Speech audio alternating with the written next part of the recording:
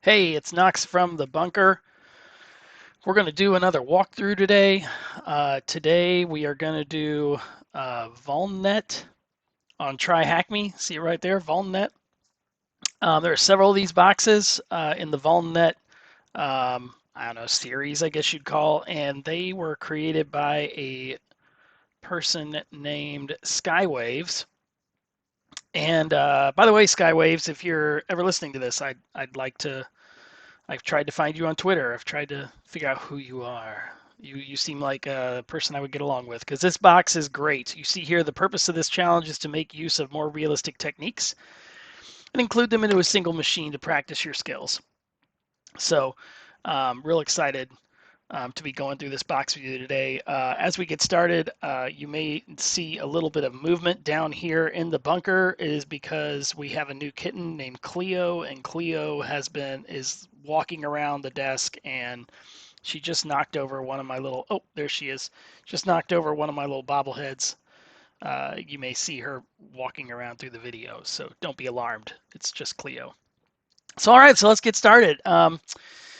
See, we've got an IP address right here, and you see down here we've got sudo Python, and I'm going to run auto recon like I like to do. This is not the same IP address because I have already ran it before and the box died and I've restarted and all that stuff. But I wanted you to see the command. You could pause it if you wanted to kind of emulate something like that. Remember, I'm running it from my NAS where I keep all of my Git repo tools so that I can, if I have to rebuild my Kali box or something, all my tools are on some NFS, and all I have to do is mount that NFS on my new Kali box, and I keep all my tools and don't have to rebuild as much stuff. So I like to do it that way. And then, of course, my little magic chown at the end so that all the files come back to me. All right, so I'm going to go ahead and we've assumed that all this recon has run. And the first thing we want to do is go through and look at the scans. So I'm going to pull over my VS Code again. We can see here's VulnNet. Here is the IP that it scanned. We're going to jump down into the scan section. We see that port 22 is just the same old, same old. Usually it is. Usually not an attack vector. So we jump to 80. We get to 80. Actually, even before we go to 80, let's go to the full TCP nmap scan. I guess we shouldn't skip that, and we'll start looking here. So regular nmap scan, nmap report, nmap scan report 4, and this is our first clue that we need to see on this box, vulnnet.thm or Try Hack Me. So nmap was able to determine that this box, this IP address is this domain. It's the vulnnet.tryhackme domain. And so when we see that, that's really important because I've done a lot of boxes where the IP address doesn't work because it's looking for DNS. It's got some kind of ingress or DNS setup, and it will not let you hit the website unless you come in with the right DNS name, vulnnet.tryhackme, not the IP address. So that's going to become even more important later on in the in this. So let's go ahead and go in here, and we need to go and we need to update the Etsy host file. Now I need to use the correct new IP address, so I'm going to copy that. Okay, I've copied that new IP address we're going to use, and we're here. And I'm gonna use sudo vim Etsy hosts. I've done this recently, so my ZSH finds it. We're gonna go up here, and we're going to use. Oh no, I'm giving away. Don't look at that. Don't look at the back half. Yeah, spoiler alert. There's going to be another subnet called broadcast.vulnnet. I will show you here in a little bit how we find that. So first is vulnnet, and then we haven't found this yet, but we will find broadcast.vulnnet here momentarily. So we update Etsy hosts, and that's immediate. That'll take place immediately. So let's open a new tab, and now let's go to vuln 2 ends net try hack me. You can see I've already done it, so it's there. There it is. So there's that. Let's go back though. It's always important. Don't get too excited. to forget to keep going through your recon. I feel like that's an early mistake that I know I made a lot and still am prone to making.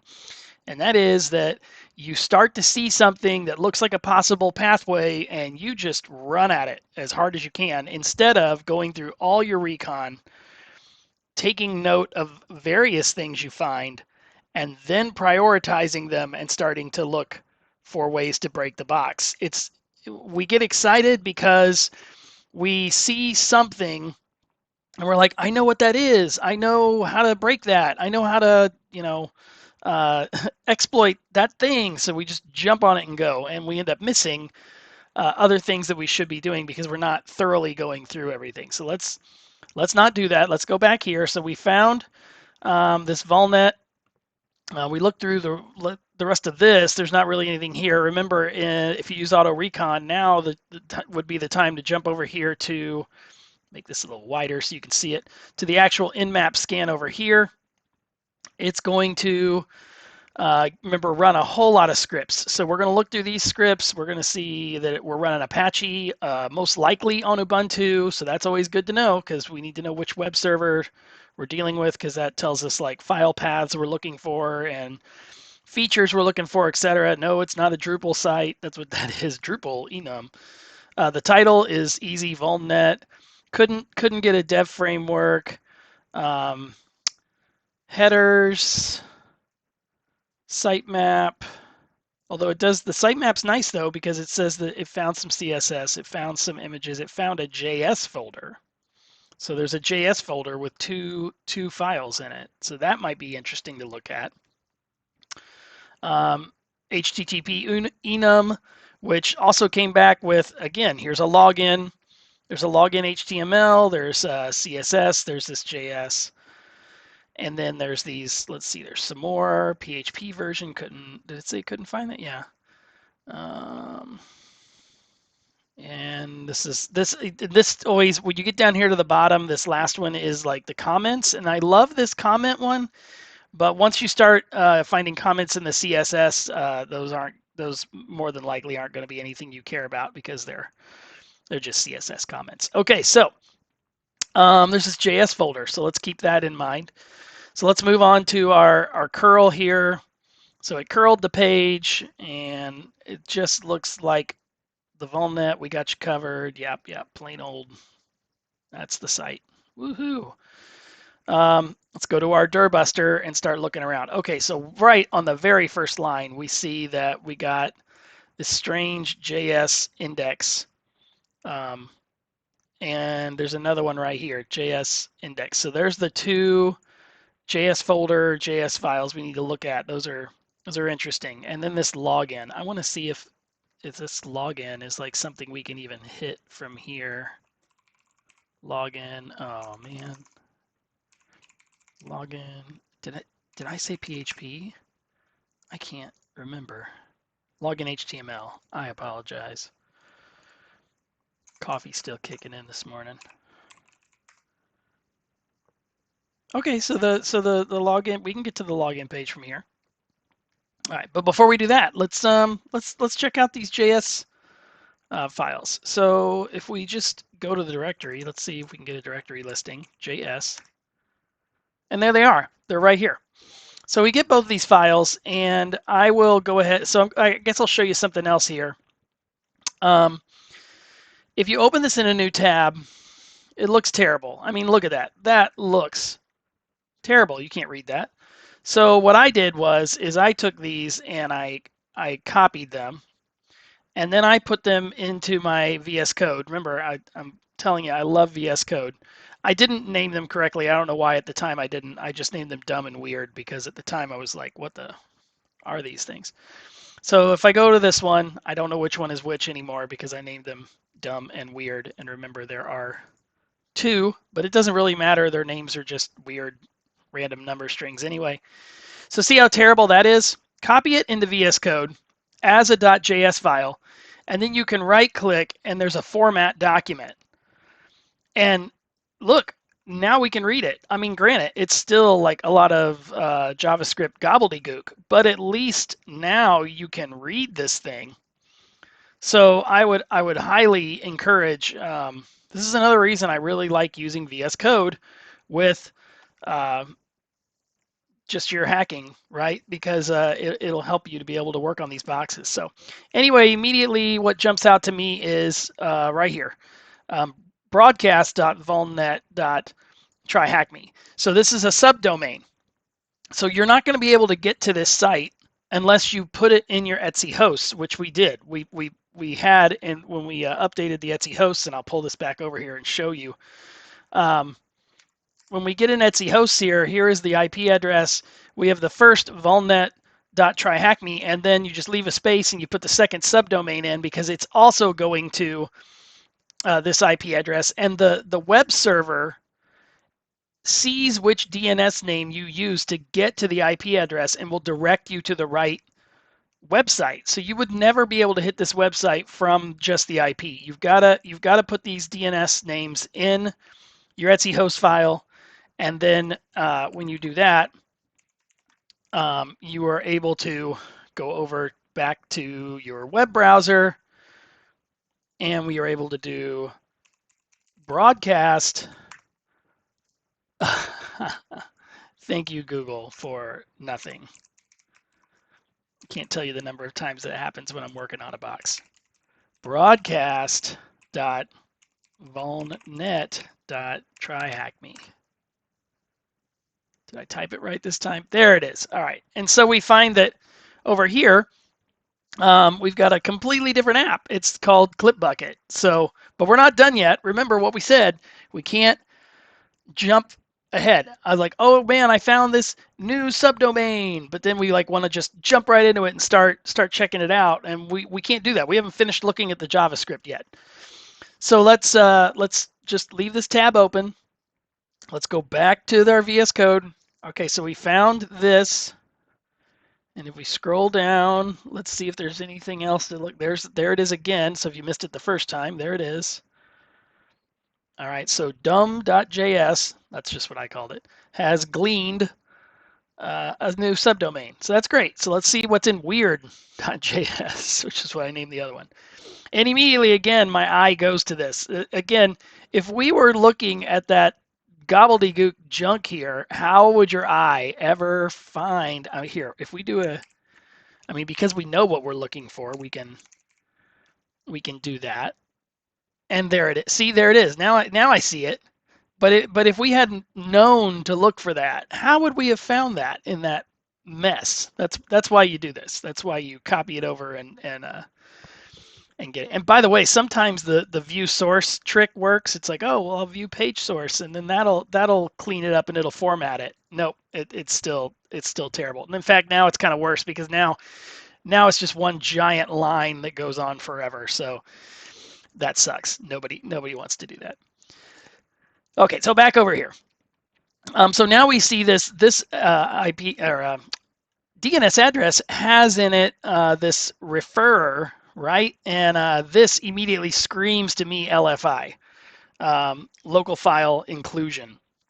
So if you're not familiar with local file inclusion, what it is you've got PHP here, and it's referring to it's given like a variable. So we're gonna assign to the variable referrer the value that's going to be on the other side of the equal sign, which has to be sanitized correctly. If a application is not sanitizing that input correctly, you can do things as the user that were never intended by the programmer. So these are fun, and now that we've found that too, so now we have two things. We found a new site, okay, and we found this possible local file inclusion. So this LFI. So let's copy this LFI as well.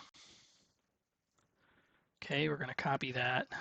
Now for this, I'm going to use, this is the Burp browser.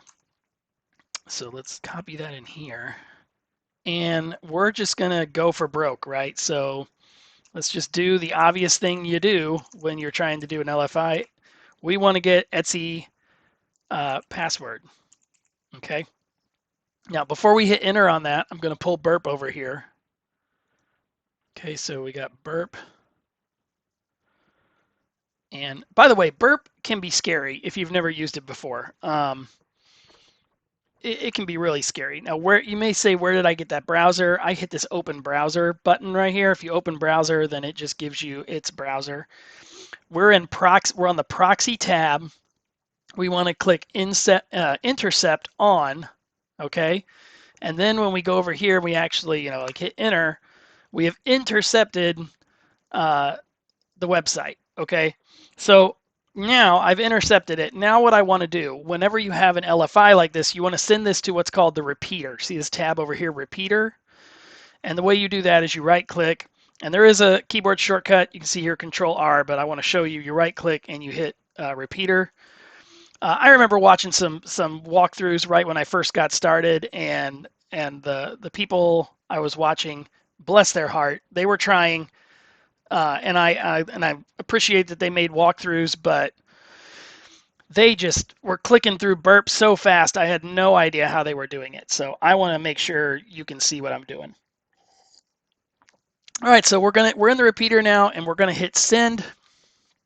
And there we go. Now, at first, this may look like it didn't do anything. You may look at this and be like, well, all it did was return the page, Knox. I mean, it didn't do anything. Well, maybe, but you have to look through the page. So there's the page, a bunch of divs, a bunch of paragraphs, a bunch of junk I don't care about. And I keep scrolling down, and I got a couple paragraphs. Oh, looky there. Down at the bottom, this is our Etsy password. Now, whenever I get an Etsy password, the first thing I do is I'm going to copy it. I copy it, and then what I do is I go over here and I save it in my notes as etsypassword.txt.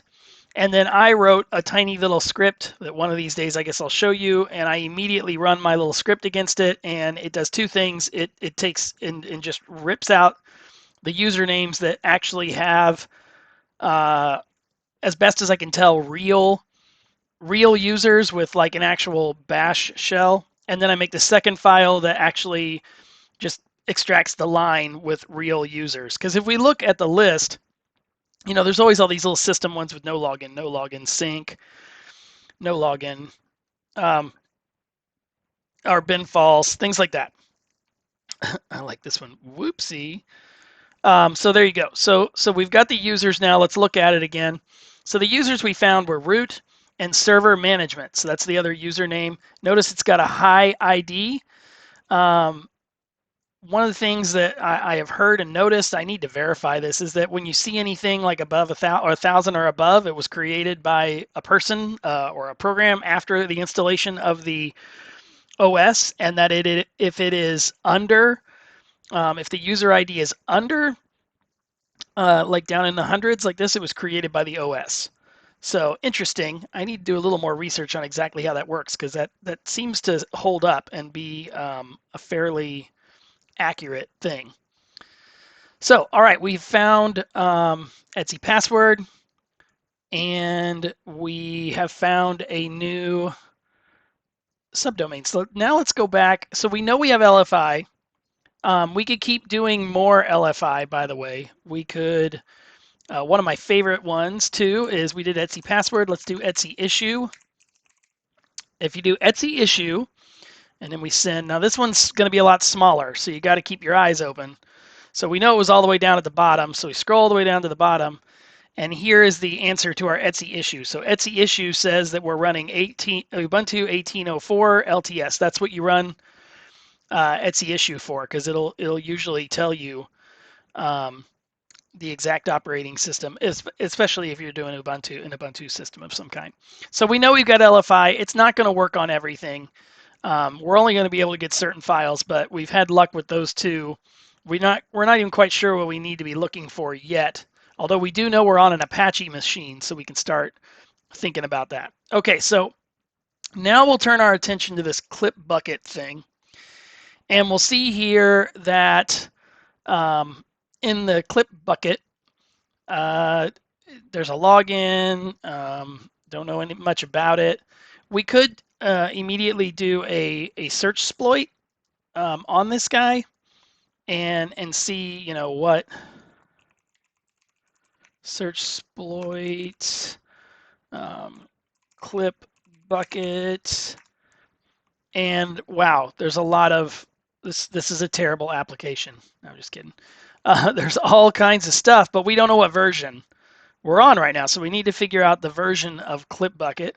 So the first thing we're going to do is we're going to look like down here, forged by clip bucket, open a new tab, and that just gets us the website for how wonderful clip bucket is. It still exists. It still exists. It's weird.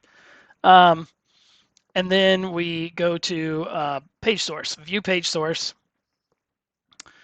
And we start looking down through here. And let's see. Um, let's search for clip bucket v, copyright clip bucket, clip clip clip, and there it is. Looky there, clip bucket version 4.0. So they stuck it right here. Thanks, clip bucket. I appreciate you sticking your version right inside here for me. So now we're going to see that there is a exploit for, I assume this is 4.0 or, oh, it's greater than 4.0? I don't know, math. So to get this, if you don't know this, we had search exploit clip bucket, and I'm in my VulnNet directory, and I've already done this, but you can do it again. You do a -m for mirror, and then you just copy this guy right here, and copy. So it's M for mirror, and then you copy this guy in, paste him in, and then when you hit enter, it's going to, you see here, it gets it.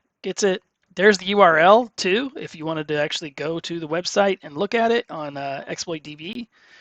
Shows you the path, the full path here on your Kali box. If you didn't know it, all these exist on your Kali box all the way in this directory. But why worry about it?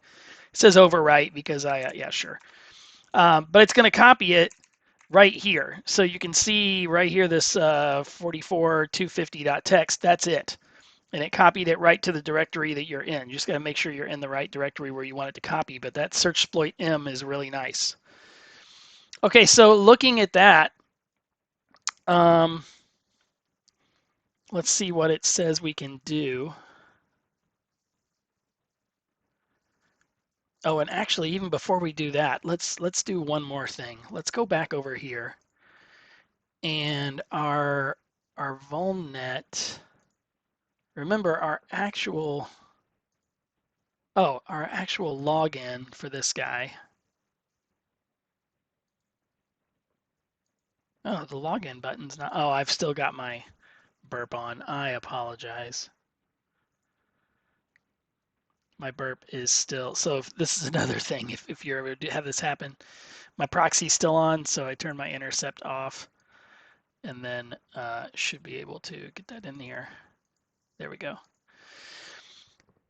So we're logging in here, and it has basic auth. And let's see how we want to proceed here.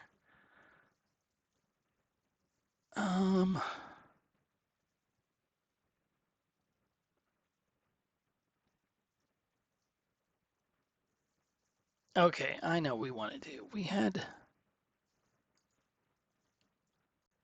the basic auth.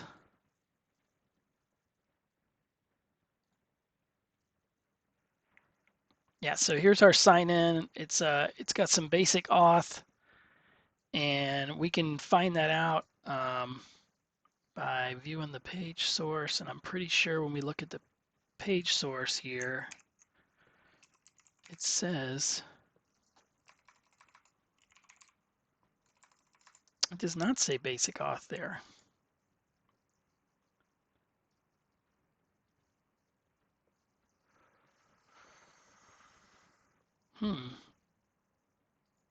I think what's happening is because I've done this before, it's already got my stuff here. But we need to see if we can find that basic auth. So what I'm going to tell you is that we need to remember that we're on a Apache machine, and because we're on an Apache machine, we're going to do another one of those. We're going to go back to our repeater, which, by the way, one of the nice things about repeater is it's still sitting here waiting on us, and we're going to try uh, to find the configuration file for Apache. So I'm going to copy here and paste in. This is the directory you're looking for right here. We're going to paste. Oh, it's not the right thing. Let me type this in real quick. We're looking for Etsy Apache 2. And it is sites enabled /000 dash default.conf. Let's see if I type that right. We'll hit send. And what this is this is just like it says, it's the default configuration for this file. And no, I did not put that in right. What did I do wrong? Apache sites, Apache 2 sites enabled 000 default.conf. Oh, I spelled Apache wrong. You saw that, didn't you? You like knew immediately. You're sitting there at home following along with me and you're like, Knox, you didn't type Apache right. Come on, man. All right, so now we have the Apache log here, or configuration file, I'm sorry, Apache configuration file. And we look at it here, and so server admin, server name, doc root, which is almost always var www, but in this case, it's actually var www main instead of var www HTML. Interesting. The virtual host, though, okay, so I see. So so VulnNet. So all the files for VulnNet are in var main, and all the files for broadcast VulnNet are in var www HTML. Very interesting. And so the log, you have the log, error log for each one, and then you have allow, deny.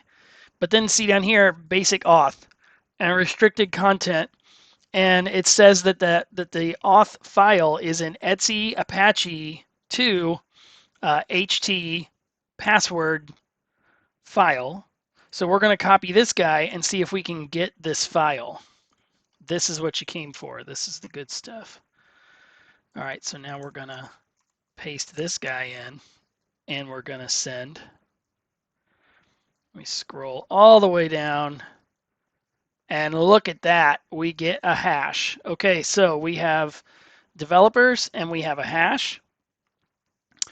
And now we're going to crack this guy. Now I'm going to show you this because this is, in my opinion, can be really annoying trying to figure this out. This is one of those things that people have been doing this for a while, just take for granted and don't really do a great job of showing how to do it. So here is the hash, developers hash. You can leave it just like that with the developers on the front and the colon. I just name it hash because it's inside my VulnNet. I'm probably not going to get more than one. If I do, I'll just rename it something stupid like hash dumb or something like that. So the hash is there. And then what you're going to want to run is, and I'm not going to actually run it just because I do want you to have to do this yourself. But here is the command. Okay. So actually, I'm in the wrong directory here. So let's just come out here and do it because this is in the right directory. Do that. And I'm going to do John. In this case, it's hash. Okay, so let me explain this to you. So this is the John command. This is John the Ripper. And I always do this pot. So pot is, you pointed at a file, and I just pointed at a file called cracked.pot for the cracked files. And we put it right I mean, it's just going to be right here in the same directory again, so that whichever things I crack from whatever, you know, uh, from whichever box I'm currently on, it's here. So when I go back later, I don't lose it. Because a lot of times, if you don't do that, you'll crack this password and you'll just use it once and forget to actually put it in your notes somewhere. And then you're like, oh man, now I got to go back and re-crack it again. So all you got to do is do John cracked and then word list. Now your rocku may not be in the same place mine is. I have mine at user share word list rocku.txt, and then there is the hash. And then you run it, and you'll get, it'll crack it. It'll crack this hash. It'll come back with it'll say that developers is the username, and it'll give you the password for developers, and then you'll be able to use that to log in. Now what's happening with me is because I've logged in before, I must have accidentally hit save in my browser, and so that's why it just automatically let me just get in. Okay, so that's how you crack that. Let's see. So now that we've cracked that, now we want to exploit clip buckets. So now let's go back here, and now let's look at this text. So there are several command injections here. You'll see that unauthenticated OS command injection, that's kind of what we want, can be through the uploader. Alternatively, this vulnerability could be exploited by authenticated basic privileged users with the following payload: actions issued in actions file downloader. Well, that implies that there is an actions folder. See, there it is. Oh, by the way, the other reason I like VS Code, look at this. We highlighted actions, and now like every instance of where that action shows up is highlighted as I scroll down. So let's go back over here and try that out. So let's go to VulnNet, broadcast VulnNet, and we'll go to actions. Oh, looky there. So we have right now, move this over just a tad. I'm kind of off the page, aren't I? I apologize. So we've got some admin, beats uploader, file downloader, file uploader. Now I don't actually see where the uploaded files go, but we'll cross that bridge when we get there, right? So we scroll down and we see some of these possible ones that we can use. I like these. These look good. So I believe I've already got in my notes the one that I liked, but let me look up here.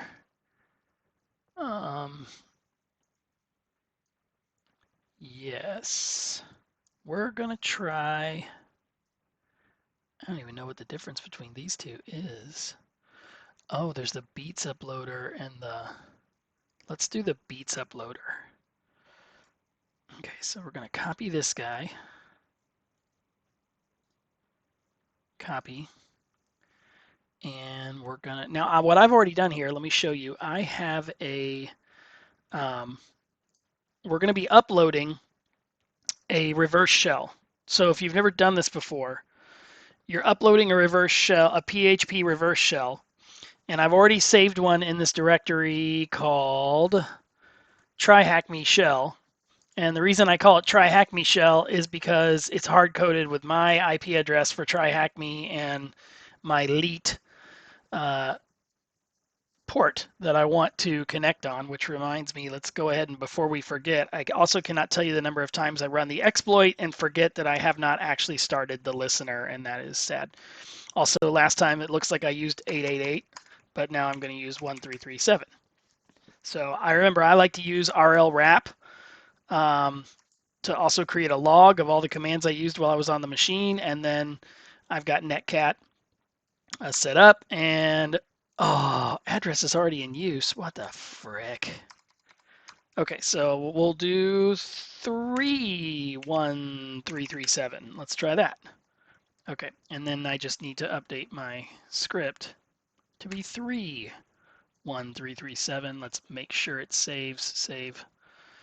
Okay, now let's get another window here. Yep. Want to do that. And now let's paste that curl command in here that we had. Okay. Now we've got to fix it because the file is going to be try hack me try hack me shell dot php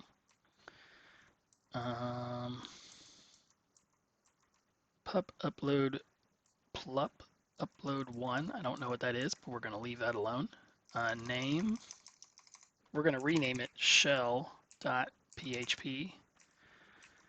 and the host is going to be easy. It's just going to be vulnnet.tryhackme, actions beat uploader.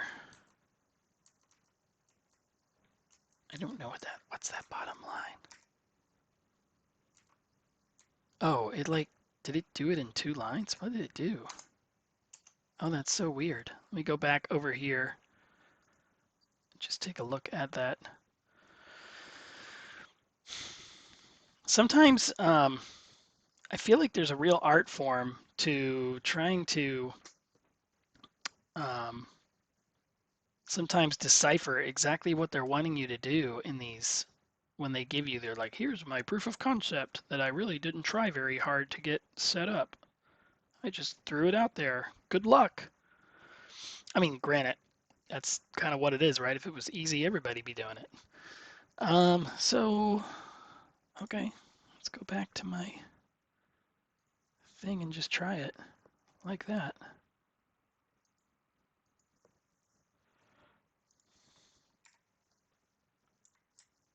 Couldn't resolve vulnnet 2 ends. Not found. Vulnnet action beats uploader.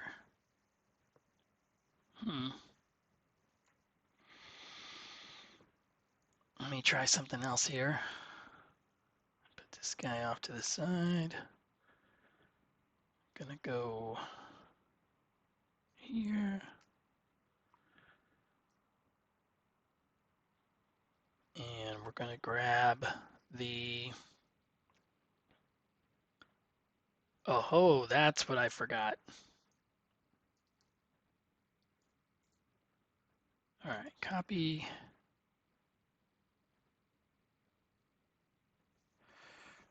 And we're gonna paste this guy in. All right, so I'm gonna show you the command. It's right here. I don't want to give away the password, so what I'm going to do is, here is the full command if you need to pause it and take a look at it. But I'm going to go over here and put the password in it and run it, and we should see the shell pop up. I don't want to take away your fun of cracking that password, because you're going to want to do that yourself, right? You're going to want the practice of doing that. So now I gotta remember, I said I did that crackpot thing, so I should be able to find my password. And there it is. So I'm gonna copy it and I'm gonna paste it in here.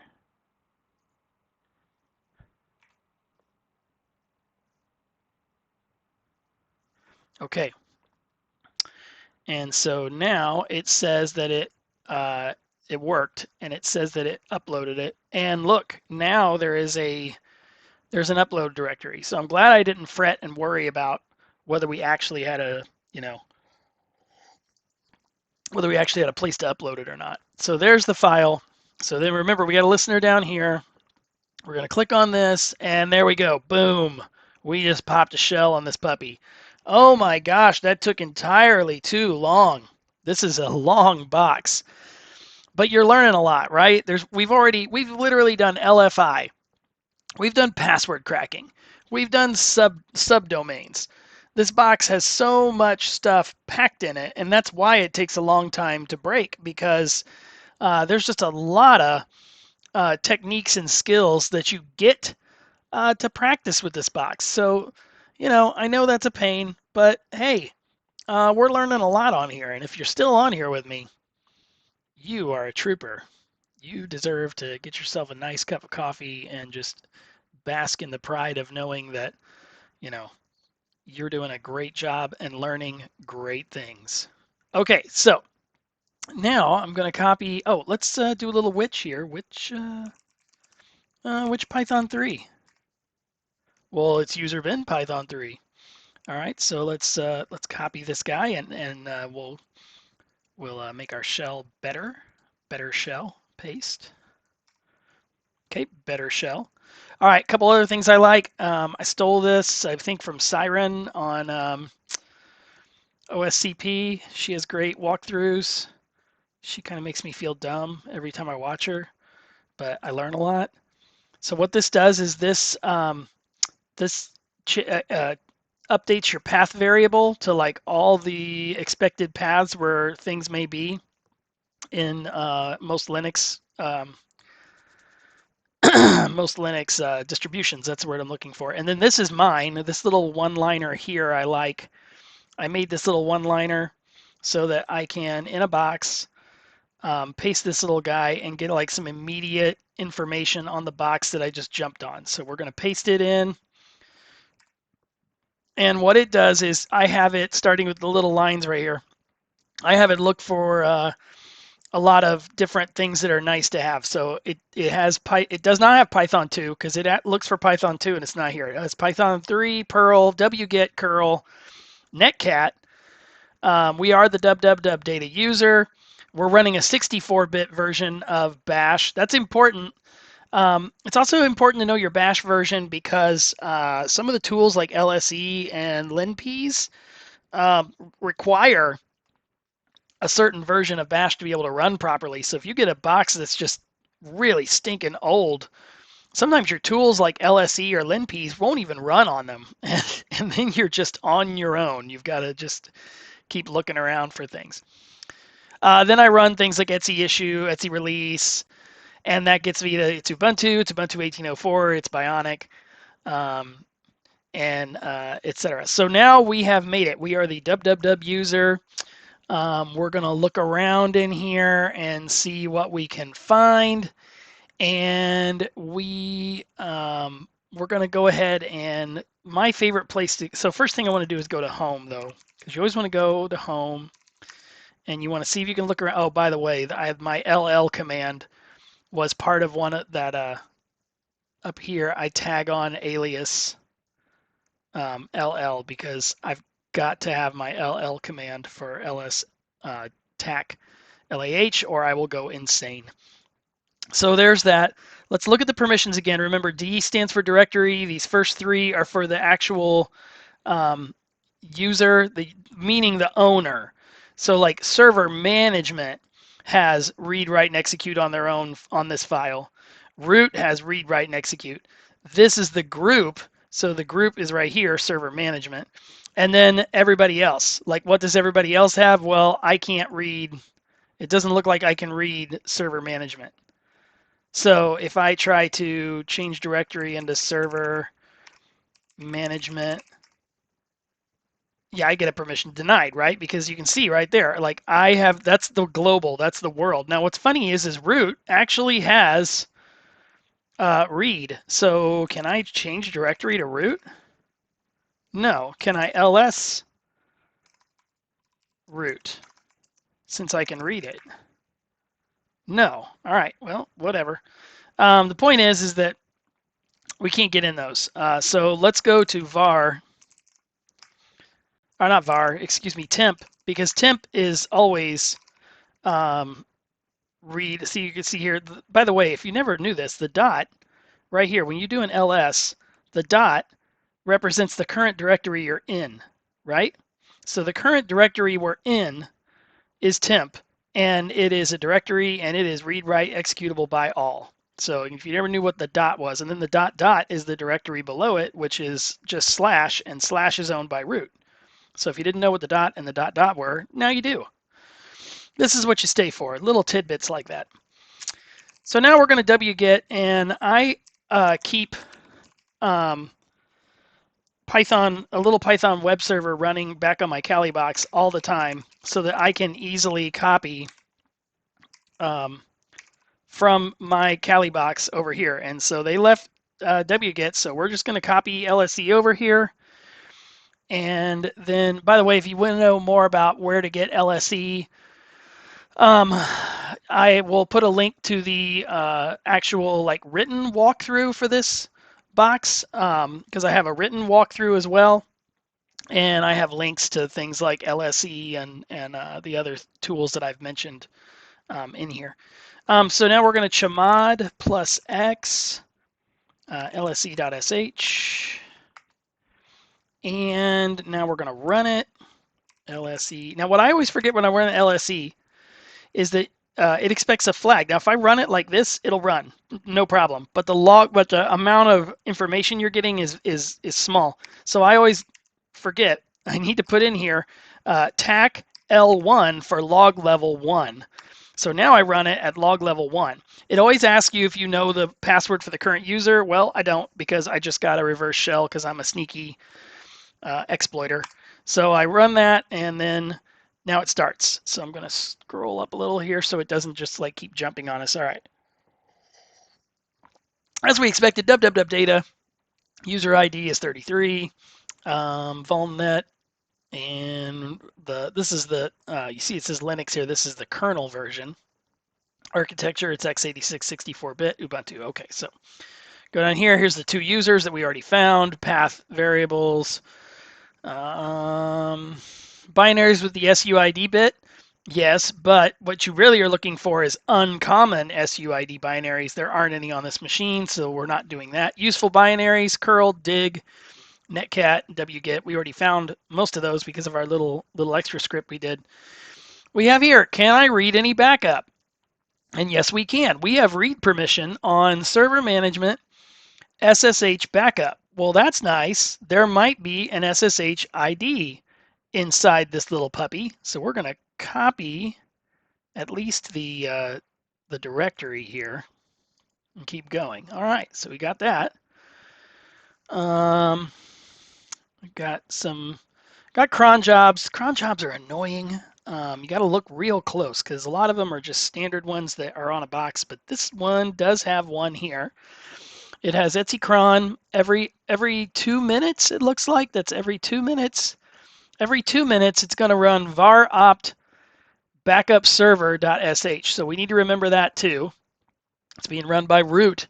So if we can, whenever you see a script being run by root, then you want to figure out how we can get access to this script and modify it. Because if we can modify this script, whatever gets run in the script is getting run as root, and that's our ticket to trying to get a root shell.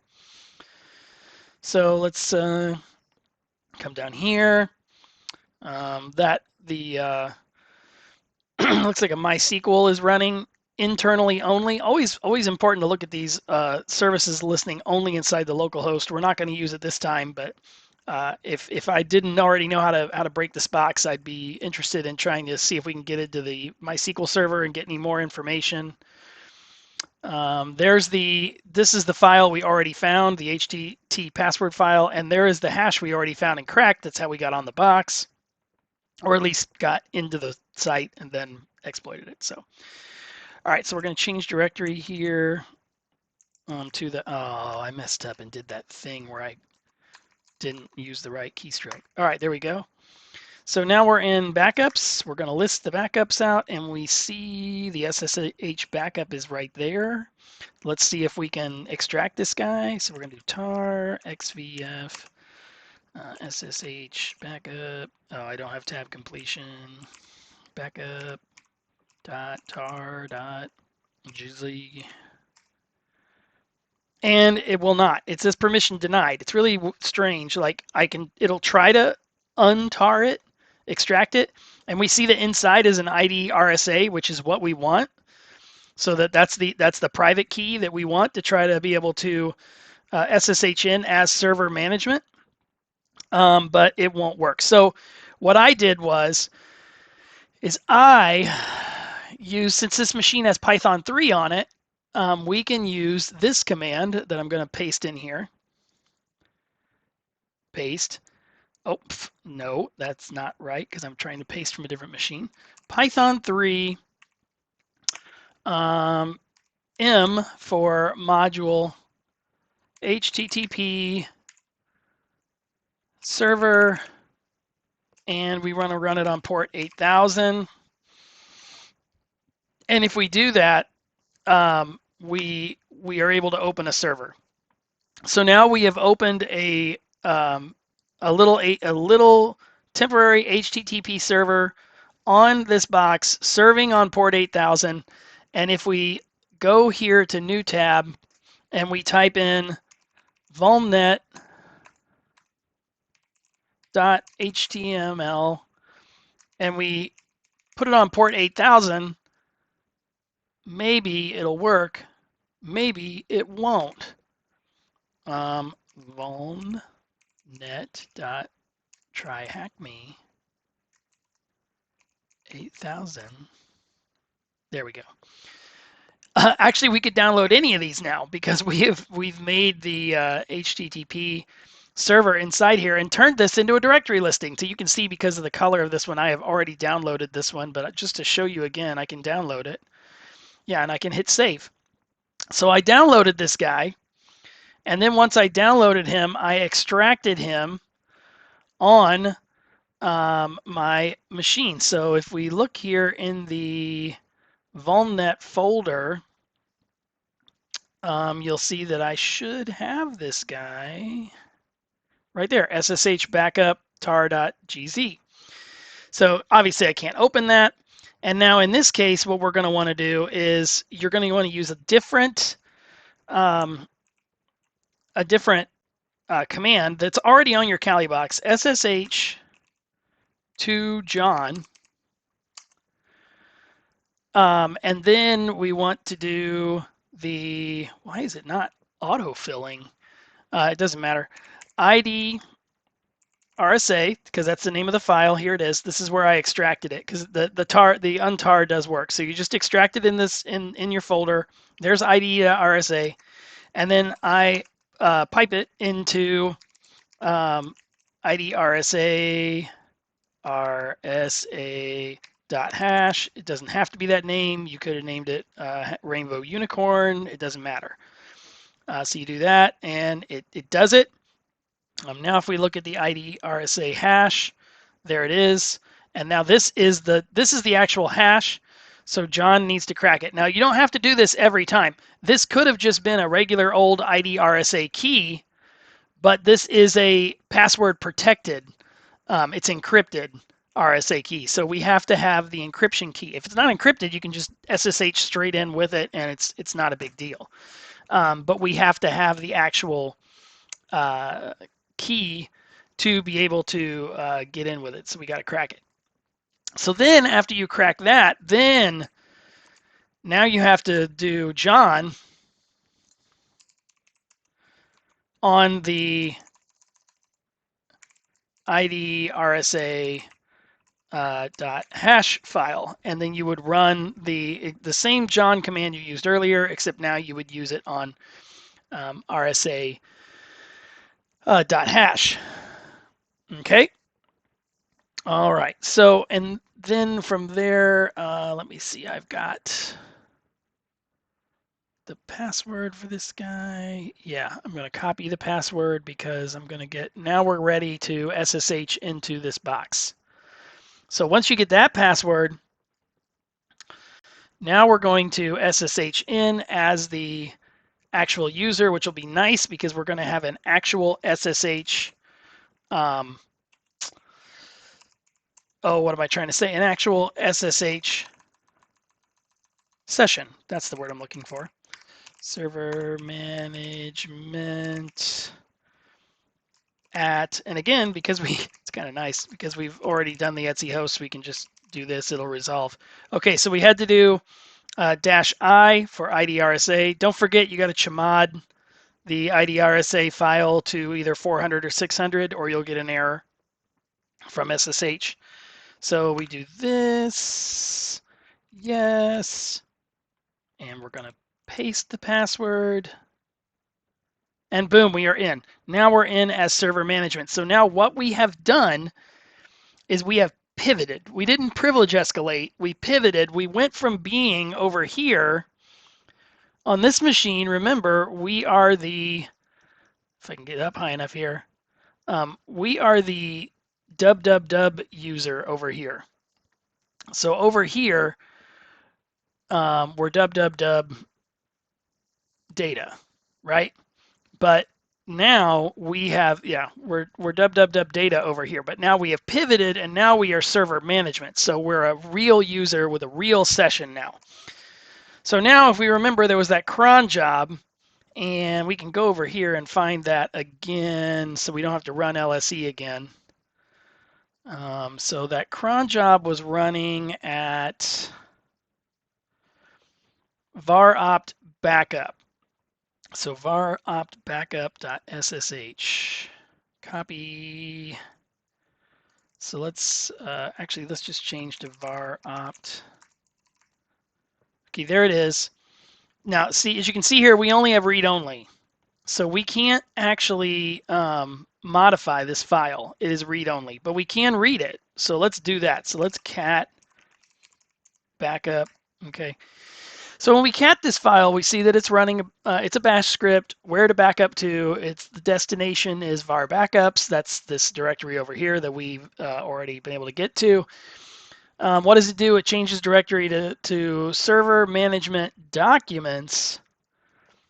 And then backup files equals a wildcard, which means backup files will equal all files in the directory of management documents. And then it's going to create the archive file using the tar command somewhere. Here it is, tar.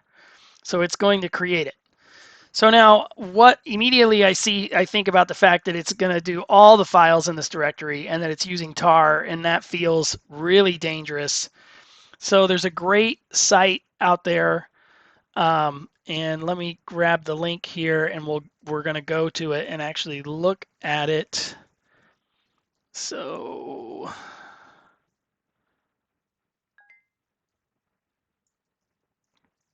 all right, so it is, here we go.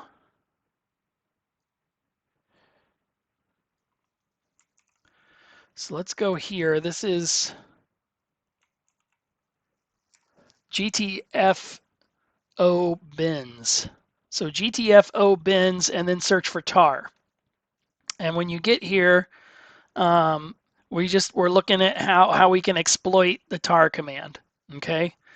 So if you scroll down, here it is right here, sudo. If the binary is allowed to run as super user, that's root, and that is what's happening, it does not drop the elevated privileges and may be used to access the file system, escalate, or maintain privilege access. So they give the example here of if you're tarring, you want to, and these are files, by the way, file names. This is going to get a little funny here. We're going to create file names that look like these things here. So we can exploit this. It's going to be a little tricky, but we can do it. So the first thing we need to do is we need to change directory to server management documents, because this is where things are getting backed up. Okay, so we're going to do these commands one by one here to make sure that we are ready to go. Now we're going to go ahead and break out of this low-level user because we don't care about them anymore. I need my terminal back. Okay, so the first thing we're going to do is we're going to use MSF Venom, and we're going to create a payload that we want to use just to make sure that the payload is pretty. So we want a Unix reverse netcat shell. And we're going to put the local IP in here, which my local IP is 10.13.26.0, and then the port, I guess we're going to do 4444 this time. Let's be crazy and do 4848. Oh, wow, 4848. Okay. And then we're going to split this window, split horizontally, and we're going to do an RL wrap, and we're going to do 4848. So we're already listening over here. Love to get that listener set up nice and early so I don't forget about it. I'm going to run the MSF Venom. And then when that pops out here in a second, we are going to get this set up. Like I said, just a little tricky, but not that big. Okay, so here's our payload. MSF Venom has created it. We're making a named pipe. This is a named pipe type of reverse shell. Copy it. Okay, so the first thing you're going to want to do is we're going to want to create a little shell script to run this reverse shell. So I've got echo, and then we're going to paste this guy in. And luckily, this guy doesn't have any quotes in him to begin with, so we can just double quote him like I did. Shell, and then we're going to put it into shell.sh. Don't really know if you have to or not, but just to be safe, we're going to chmod x shell.sh. Okay, and now just like it said to do over here, see, it said we need to do this checkpoint 1 and then checkpoint action equals, and in this case it just said bin shell, but that's because we were running it as sudo right here. But in this case it's getting run as from a cron job. So we want to make sure that we're doing this in such a way that it runs our shell and will pop our shell for us. So the next command you're going to put in is this one. We're going to echo nothing. The body of this will be empty, but we're going to name the file checkpoint action execute shell. That's execute shell.sh. So we got that guy. Now we need one more line. Now we're going to echo checkpoint 1 and paste checkpoint 1. This one didn't need quotes, by the way. This one needed quotes because there was a space inside. So you have to use quotes to let it know that this is the file name and we want the file name to have this little space. But since this one has no spaces in it, we didn't need the quotes around it. So now we're going to sit here and we're going to wait for just a second, because remember this cron job runs every 2 minutes, and depending on where we fell in the 2 minutes, which we don't know of when this cron job will go. If you've been listening this whole time, I really appreciate it.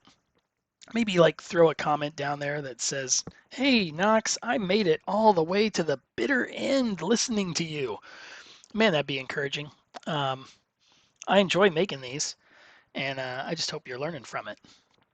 So let's see if this guy kicks off. I guess in the meantime, while I'm waiting on it to kick off, I should check and make sure that I actually set it up correctly, because it seems like it's taken a while. Echo. The first time I did this by myself, it took me like 3 tries to get it completely right. I don't know why. It's such a pain. Let me do this. One of the other things I did do last time, and I don't know if it has anything to do with it or not, but I actually, oh, there it is. Oh, I just did not have enough faith. There it is right there. We are now this is a terrible shell, by the way. Root. I mean, you get literally nothing. So let's go ahead and at least, I mean, sure, all we got to do is grab the flag. And by the way, we could have grabbed the flag for server management already, but if you're following along with me, you'll get in and you'll grab that when you're good and ready. But I do just want to show you how terrible this shell is right now, and we want to go ahead and try to see if we can upgrade to at least a little better shell. So let's copy this again and let's put it in here, paste. So that's our Python 3 import ptty, and there we go. Now we see we are root on VulnNet and home. So we change to the root folder, and sure enough, here in the root folder, there is the root.txt. We have done it. Oh my gosh, this was quite a box. Thanks for hanging with me if you did. I love the VulnNet boxes. I'll see if we can keep doing the walkthroughs on these. Happy hacking. Talk to y'all later.